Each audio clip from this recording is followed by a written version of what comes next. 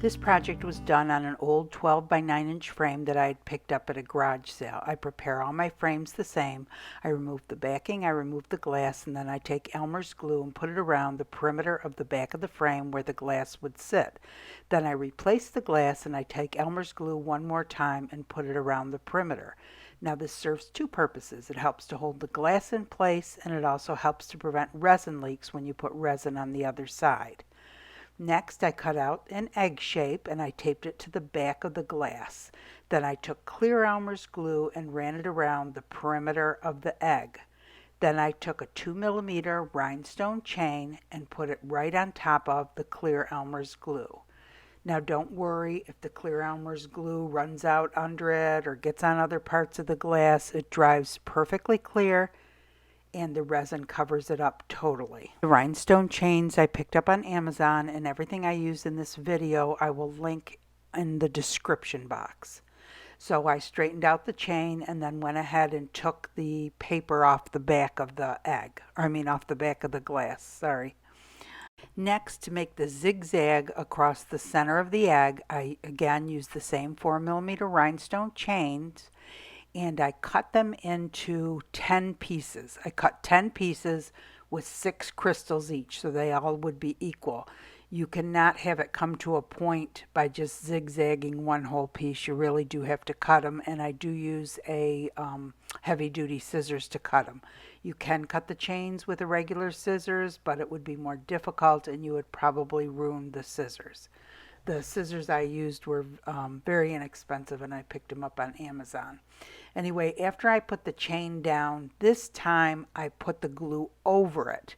And don't worry, the glue will dry totally invisible, and it does not take away the iridescent or sparkly qualities of the crystals or the rhinestones.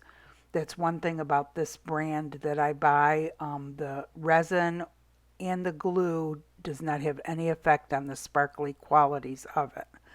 So next I took some crushed glass. This is Ashland decorative filler that I had picked up at Michael's, and they actually carry this color. It's a real pretty blue.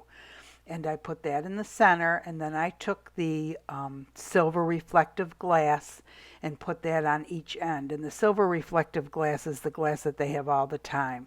And then I put some pieces of jewelry on it to kind of decorate it up. And honestly, I'm showing you this right now, but I had messed around with it and had about 20 different eggs going.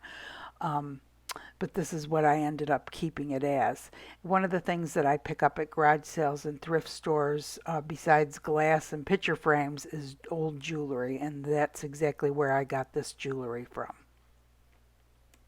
Once I was satisfied with the way it looked, it was time to put the resin on. The resin I used for this project was art resin. It's a 1-to-1 ratio resin that you mix slowly in a cup for about 3 minutes. You mix it slowly to prevent any bubbles. I usually drizzle it over the glass first to make sure everything's held in place. Now,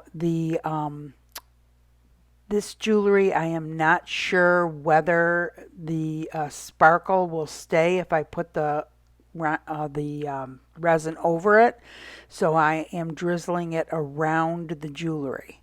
So the rhinestone chain, I know that you can put the resin over, but the jewelry that I'm using there, I'm not sure of. So as a precaution, I am drizzling the resin around the jewelry, making sure it seeps under it and it will hold it in place.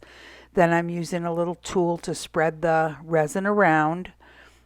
And the glass at the very bottom is also Ashland decorative filler. It's the same color as the stripe across the middle.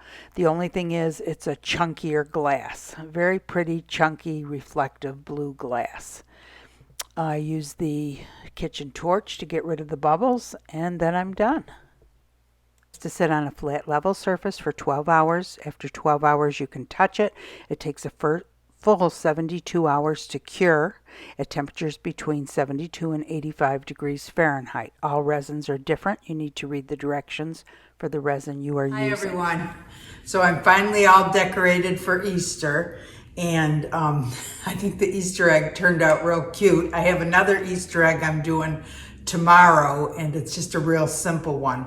But I mean, this was actually very, very simple also, but it's so pretty and so easy with the crushed glass and then little pieces of jewelry in there. And honestly, all this jewelry I picked up at garage sales and thrift stores. This is actually a necklace that I pulled apart. And I believe this is the necklace that I got for $1, which was really a deal. But using the, oh, there's a toothpick stuck to the back of it. So this one I did, and I forgot to put the blue tape around the back. It did not leak, but I did have another one that leaked. So remember to put your blue tape around the back, because you know that Elmer's glue is not foolproof. Not the Elmer's glue, but the silicone caulk, I think, is a little bit better, but the thing is it's so messy and the fumes from it aren't great for you. So that's why I choose to use the regular Elmer's glue. But like I said, this one did not leak, but I did have another one with a small leak, and I had forgotten to put the blue tape around the back. But anyway, I hope you guys enjoyed the video. I hope you learned something.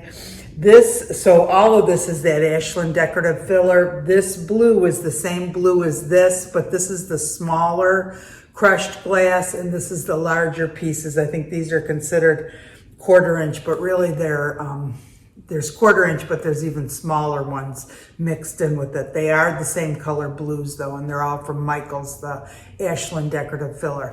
So anyway, I love to hear from you. I love to see what your projects are. If you have any questions or comments, go ahead and put them below. And I hope you all have a great day. Thanks for watching.